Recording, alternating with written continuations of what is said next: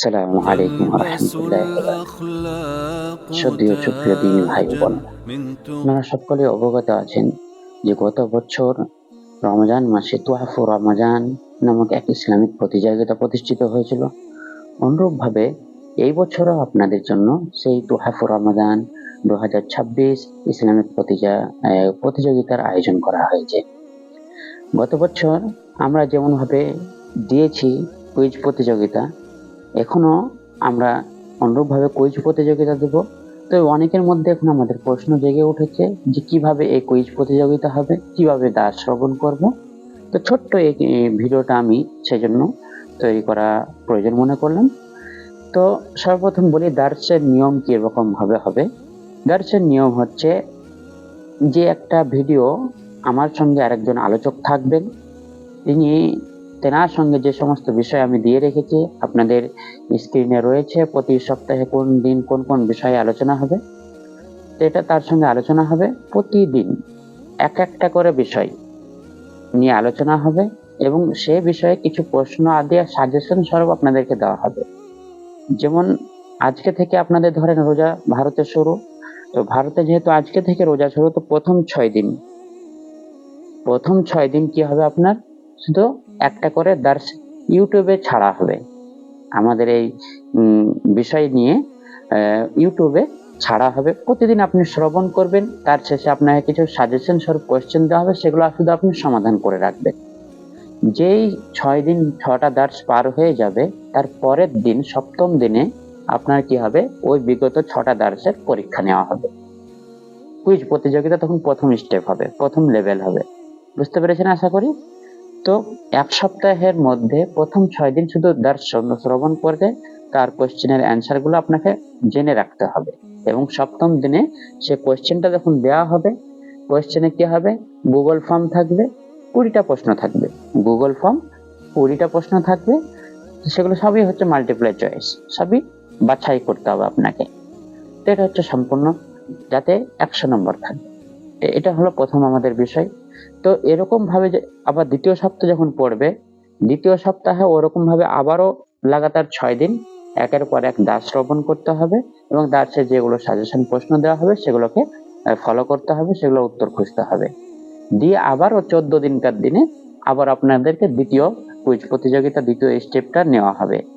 তো এটা হলো দ্বিতীয় লেভেল। অনুরূপ ভাবে তৃতীয় সপ্তাহ প্রথম 6 দিন আবারও দাস আপনাদেরকে শ্রবণ করতে হবে এবং 21 দিনকার দিনে তখন আপনাদের আবার পরীক্ষা নেওয়া হবে। দেখেন আমি সবকিছু বিজ্ঞপ্তিতে লিখে রেখেছি যে কবে পরীক্ষা হবে। প্রতি বুধবার আপনাদের পরীক্ষা হবে, এটা জেনে রাখতে হবে।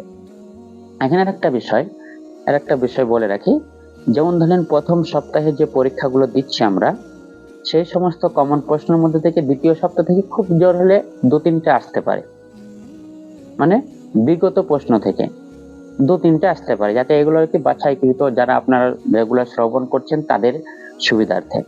তো আশা করি এই বিষয়টা আপনারা বুঝতে পেরেছেন। এবার আসি প্রাইজের বিষয়টা, পুরস্কারের বিষয়টা একটু বলে দিই। তো পুরস্কারের বিষয়টা হচ্ছে যে ওই প্রতি সপ্তাহের পরীক্ষা যেটা হবে, সেখানে যে ফার্স্ট সেকেন্ড থার্ড হবে, তার জন্য প্রথমের জন্য আমরা পুরস্কার রেখেছি ফার্স্টের জন্য 100 টাকা, সেকেন্ডের জন্য 100 এবং থার্ডের জন্য 50 টাকা। এটা প্রতি সপ্তাহে। তারপরে 4 সপ্তাহ মিলে যে বেশি নম্বর পাবে, 400 নম্বরের মধ্যে যে সবথেকে বেশি নম্বর পাবে, পার্সেন্টেজ হিসাবে বেশি নম্বর পাবে, তাকে আমরা ফার্স্ট করব। যদি ব্যতিক্রমবশত দেখা যায় যে কারোর নম্বর সমপরিমাণ হয়ে যাচ্ছে, তাহলে কি হবে, তাদের মধ্যে লটারির মাধ্যমে তাদেরকে নির্বাচন করা হবে। আর আরেকটা বিষয়, যারা 85%-এর ঊর্ধ্বে নম্বর পাবে সর্বশেষে, তাদের জন্য সান্ত্বনা প্রাইজ বিশেষভাবে থাকবে ইনশাআল্লাহ। তো এটা হচ্ছে তাদের জন্য, আপনাদের জন্য এই তুহাফু রমাজান নিয়ে সংক্ষিপ্ত একটি বিশ্লেষণ, একটু ব্যাখ্যা বিশ্লেষণ করে দিলাম, যাতে আপনারা সকলে বুঝতে পারেন যে এটা কিভাবে হবে। অনেকের মধ্যে প্রশ্ন বুঝতে পারছে না। তো আবারও বলি, প্রতিদিন আমি এই টাইমে, অর্থাৎ একটা নির্দিষ্ট টাইম আছে, যেমন ভারতে 10টা টাইম দিয়েছি, কিন্তু আজকে প্রথম দিনে একটু লেট হবে, একটু দেরি হবে, তো এর জন্য আমি খুবই দুঃখিত। তারপরে প্রতিদিন ইনশাআল্লাহ আশা করি ভারতের সময় অনুযায়ী 10টা এবং বাংলাদেশের সময় অনুযায়ী 10:30টার সময় ইউটিউবে আপলোড করা হবে, সেটা হচ্ছে এই চ্যানেল মাদ্রাসাতু আবু বকরে। আর সেই লিঙ্কটা আপনাদেরকে যারা গ্রুপে জয়েন হয়ে আছেন তাদেরকে দিয়ে দেওয়া হবে, তারা সেখান থেকে দেখবে। এবার এখানে একটা সুবিধা আছে, গত বছর যেমন সম্মুখীন হয়েছিলাম, একই সময় যেটা দার্স করি, সবাই না শুনতেও পারে, টাইম না থাকতেও পারে, কেউ কাজে কামে ব্যস্ত থাকতেও পারে। তাদের জন্য এটা সুবিধার্থ যে আপনি ওই দিনের মধ্যে যে কোনো সময় আপনি শ্রবণ করেন, এবং কিন্তু শ্রবণ করেন প্রথম শর্ত হলো এটাই যে আপনার ওই দার্স শ্রবণে করার পরে যে প্রশ্নগুলো থাকছে, সে প্রশ্নগুলো সাজেশন প্রশ্নগুলো আপনাকে উত্তর যেন আপনাকে জানতে হবে। এটা হচ্ছে আমার মেইন উদ্দেশ্য, বুঝতে পেরেছেন? তারপরে সপ্তাহে শেষে কুইজে যখন বসবেন তখন যেন আপনি সঠিক উত্তর দিতে পারেন।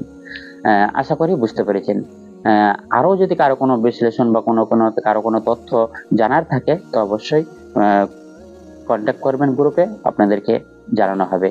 শুকরান, জাযাকুমুল্লাহ। আল্লাহ তাআলা আমাদের সকলকে এই তোহাফু রমাজান মাসের যে এই সুবর্ণ সুযোগকে সঠিক কাজে লাগিয়ে ইহকাল ও পরকালের জীবনকে সফল করা তৌফিক প্রদান করুক। আমিন। আসসালামু আলাইকুম।